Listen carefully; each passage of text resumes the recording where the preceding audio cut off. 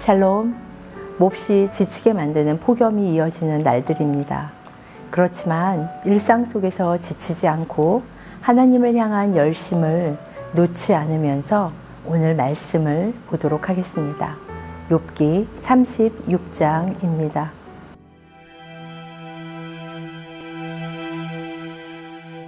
엘리후가 말을 이어 이르되 나를 잠깐 용납하라. 내가 그대에게 보이리니 이는 내가 하나님을 위하여 아직도 할 말이 있음이라. 내가 먼 데서 지식을 얻고 나를 지으신 이에게 의를 돌려보내리라. 진실로 내 말은 거짓이 아니라 온전한 지식을 가진 이가 그대와 함께 있느니라. 하나님은 능하시나 아무도 멸시하지 아니하시며 그의 지혜가 무궁하사 악인을 살려두지 아니하시며 고난받는 자에게 공의를 베푸시며 그의 눈을 의인에게서 떼지 아니하시고 그를 왕들과 함께 왕좌에 앉히사 영원토록 존귀하게 하시며 혹시 그들이 족쇄에 매이거나 환난의 줄에 얽혔으면 그들의 소행과 악행과 자신들의 교만한 행위를 알게 하시고 그들의 귀를 열어 교훈을 듣게 하시며 명하여 죄악에서 돌이키게 하시나니 만일 그들이 순종하여 섬기면 형통한 날을 보내며 즐거운 해를 지낼 것이요 만일 그들이 순종하지 아니하면 칼에 망하며 지식 없이 죽을 것이니라. 마음이 경건하지 아니한 자들은 분노를 쌓으며 하나님이 속박할지라도 도움을 구하지 아니하나니 그들의 몸은 젊어서 죽으며 그들의 생명은 남창과 함께 있도다. 하나님은 곤고한 자를 그 곤고에서 구원하시며 학대당할 즈음에 그의 귀를 여시나니 그러므로 하나님이 그대를 환난에서 이끌어내사 좁지 않고 넉넉한 곳으로 옮기려 하셨은즉 무릇 그대의 상에는 기름진 것이 놓이리라. 이제는 악인의 받을 벌이 그대에게 가득하였고 심판과 정의가 그대를 잡았나니 그대는 분노하지 않도록 조심하며 많은 뇌물이 그대를 그릇된 길로 가게 할까 조심하라. 그대의 부르짖음이나 그대의 능력이 어찌 능히 그대가 곤고한 가운데에서 그대를 유익하게 하겠느냐. 그대는 밤을 사모하지 말라. 인생들이 밤에 그들이 있는 곳에서 끌려가리라. 삼가 악으로 치우치지 말라. 그대가 환난보다 이것을 택하였느니라. 하나님은 그의 권능으로 높이 계시나니 누가 그같이 교훈을 베풀겠느냐. 누가 그를 위하여 그의 길을 청하였느냐. 누가 말하기를 주께서 불의를 행하셨나이다 할 수 있으랴. 그대는 하나님께서 하신 일을 기억하고 높이라. 잊지 말지니라. 인생이 그의 일을 찬송하였느니라. 그의 일을 모든 사람이 우러러 보나니 먼 데에서도 보느니라. 하나님은 높으시니 우리가 그를 알 수 없고 그의 횟수를 헤아릴 수 없느니라. 그가 물방울을 가늘게 하시며 빗방울이 증발하여 안개가 되게 하시도다. 그것이 구름에서 내려 많은 사람에게 쏟아지느니라.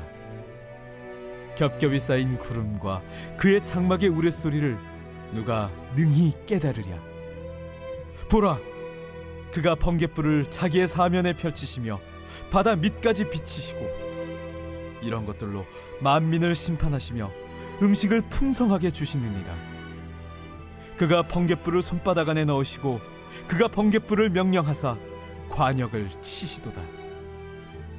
그의 우레가 다가오는 풍우를 알려주니 가축들도 그 다가옴을 아느니라.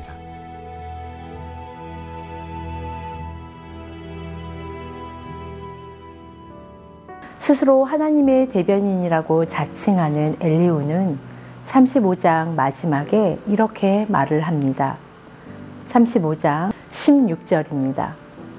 욥이 헛되이 입을 열어 지식 없는 말을 하는구나. 즉, 욥, 너는 터무니없는 소리만 하고 있구나. 그것도 쉴 새 없이 말이야. 라고 결론을 내렸습니다. 그는 지속적으로 욥의 말을 이렇게 정의했습니다. 34장 35절입니다. 욥이 무식하게 말하니 그의 말이 지혜롭지 못하도다 라고요. 반면 오늘 본문 36장 2절을 보면 나는 하나님 편에서 할 말이 아직 남아있다고 하면서 자신의 말과 욥의 말은 근원이 다르다고 주장합니다.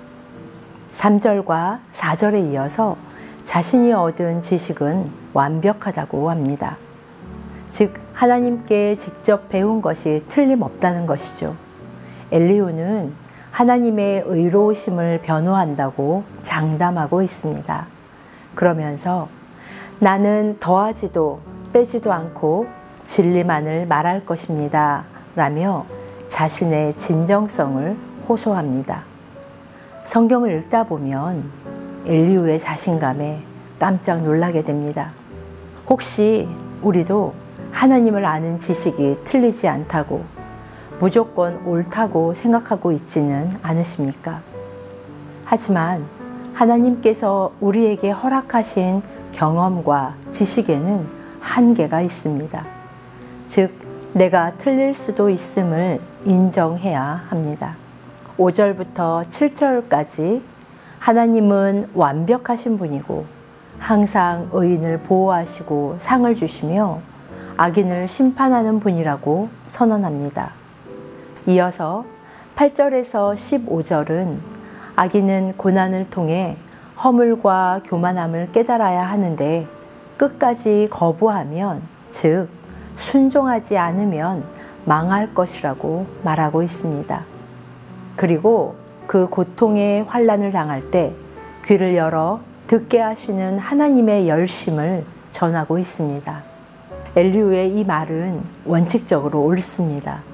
하지만 현실에서 항상 그렇지만은 않다는 것을 그는 알지 못했습니다. 그러면 우리는 어떻게 해야 할까요? 때로는 고난 속에 담긴 하나님의 특별한 뜻과 목적이 있음을 겸허히 인정해야 할 때도 있습니다. 그러나 엘리후의 관점에서 욥은 잘못된 반응을 하고 있다고 확신합니다. 10절에서 하나님은 귀를 열어 교훈을 듣게 하시며 명하여 죄악에서 돌이키게 하신다 라고 말하고 있습니다. 이 말은 욥, 하나님은 무엇이 어디서 잘못되었는지 알려주셔 교만이 문제의 원인임을 보여주시지 하나님의 경고에 주목하도록 만드시고 잘못된 삶을 회개하라고 말씀하시는 거야 라는 의미인데, 욥 너는 회개도 하지 않을 뿐 아니라 하나님의 말씀을 귀담아 듣고 있지 않다고 결론 짓습니다. 그렇다면 엘리후는 하나님의 시각으로 하나님의 말씀을 제대로 듣고 있었을까요? 고난은 곧 하나님의 징계라는 단순한 공식으로 정죄하는 잘못을 우리도 쉽게 저지르곤 합니다. 하나님의 사랑을 진정으로 경험했고 그 사랑을 누리고 있다면 하나님의 공의로운 징계도 인정할 수밖에 없습니다. 그렇기에 우리는 우리 자신에게 명합니다. 여호와께 돌이키자 라고 말입니다. 19절과 20절입니다. 그대의 부르짖음이나 그대의 능력이 어찌 능히 그대가 곤고한 가운데서 그대를 유익하게 하겠느냐. 그대는 밤을 사모하지 말라. 인생들이 밤에 그들이 있는 곳에서 끌려가리라. 이 말씀은 악에서 돌이켜 죽음을 면하라고 합니다. 죄인들에게 참으로 합당한 권면입니다. 그러나 회개를 권할 때 하나님의 뜻을 잘 분별하는 것이 먼저 되어야 할 것입니다. 우리는 지금까지의 신앙생활을 종종 돌이켜봐야 합니다. 어느새 스스로 옳다고 정의 내리고 나의 정당성과 논리를 주장하는 것에 익숙해져 있는 자신을 발견하게 됩니다. 나의 의로움을 내세우는 것에 발빠르고 내가 경험한 하나님의 일부분이 전부라고 착각하면서 습관적으로 다른 사람을 정죄하는 스스로를 인식하지 못하는 순간들이 있습니다. 하나님은 크십니다. 하나님은 우리가 가늠할 수 없을 만큼 높으시고 감히 우리가 헤아릴 수 없는 분이십니다. 그러나 신약시대를 살아가는 우리는 성령 하나님으로 말미암아 하나님을 가깝고 친근하게 인식합니다. 그렇다고 해서 하나님을 우리의 입맛대로 인식하거나 결론짓고 정의 내릴 수 있다는 것은 결코 아닙니다. 누구의 강요에 못 이겨 예배를 드리거나 입술로만 부르는 습관화된 찬양을 올려드릴 수 있는 분이 아닙니다. 무엇보다 회개는 하나님의 놀라운 은혜가 임해야 가능합니다. 하나님 앞에서 벌거벗고 설 수 있는 힘을 간구해야 합니다. 창조주 앞에서 피조물로서의 원초적 두려움을 망각한 채 하나님을 기뻐하고 경배할 수 없기 때문입니다. 원초적 두려움은 부정적 두려움을 말하는 것이 아닙니다. 피조물로서 마땅히 경험하고 잊지 않아야 하는 경외의 모습입니다. 회개는 나의 의지와 결단으로 누군가의 종용으로 이루어지는 것이 아님을 알기에 오늘도 측량할 수 없는 하나님의 뜻 안에 있음을 고백할 뿐입니다. 성령께서 그 자리로 우리를 이끄시기를 바라며 내가 보고 싶은 하나님이 아닌 하나님께서 보여주고 말씀하시는 하나님을 보기를 두려워하지 않고 무릎으로 나아가는 오늘이기를 바랍니다. 함께 기도하겠습니다.